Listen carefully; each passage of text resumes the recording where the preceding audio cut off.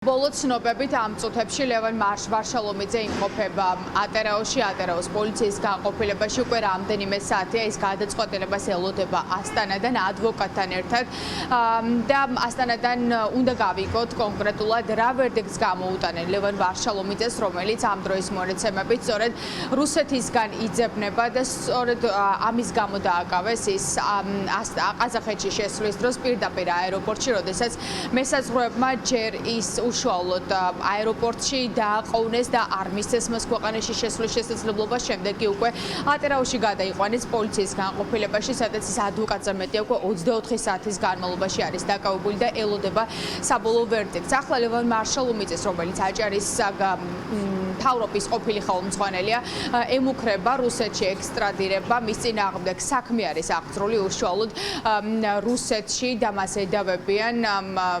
ედავებიან უკრაინის ომში მნიშვნელოვანი ასე ვთქვათ დახმარების გაწევაში. ის ამ დროის მონაცემებით უკრაინის მთავრობაში მრჩევლად არის დანიშნული და სწორედ ეს არის საფუძველი, რის გამოც ვარშალომიძე რუსეთის მხრიდან იძებნება და რის გამოც დიდი ალბათობით სწორედ ყაზახეთის პოლიციამ დააკავა. უშუალოდ ბრალთან დაკავშირებით დაზუსტებით ჯერ არაფრის თქმა შეგვიძლია, რადგან ადვოკატი კომუნიკაციაზე ვერ გამოდის, თუმცა ბოლო ცნობებით სწორედ ელგუჯა ბაგრატიონი იყო, ვისაც ჰქონდა ბოლოს კომუნიკაცია ლევან ვარშალომიძესთან და მის ადვოკატთან. ის პირდაპირ ამბობს, რომ გადაწყვეტილება დიდი ალბათობით რამდენიმე საათში გახდება ცნობილი. ადვოკატიც და ვარშალომიძეც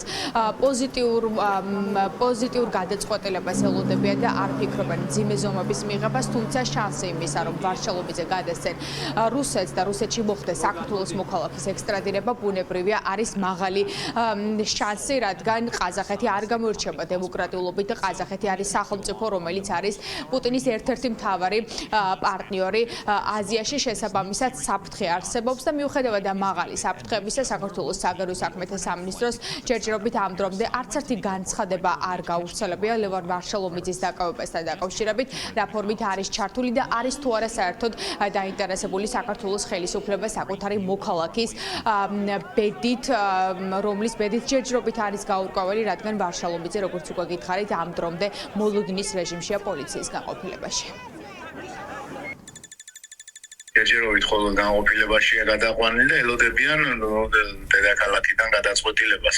როგორც ინტერპოლი ამ ტიპის რაღაც არის ევრაზიული რაღაც ტიპის ის არის რუსეთის ფედერაციიდან არის მოკლედ სიაში შეყვანილი. ანუ რუსეთში მის წინააღმდეგ აღძრული საქმის გამო, ხომ? კი.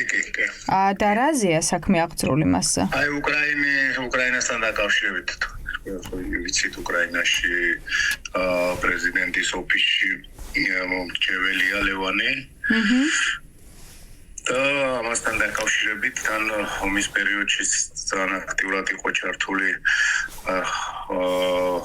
ლოჯისტიკასთან დაკავშირებით, ჰუმანიტარულ დახმარებასთან დაკავშირებით და შესაბამისად რა შეიძლება მოხდეს ექსტრადირება რუსეთში, დეპორტაცია თუ რას ელოდებიან? ჯერჯერობით არაფრის თქმა არ შეუძლიათ, მოკლედ ეხა დილით რო ვესაუბრე, გაცილებით იმედიანად არიან. ჩართული არის უკრაინის ყველა მხარე არის ჩართული.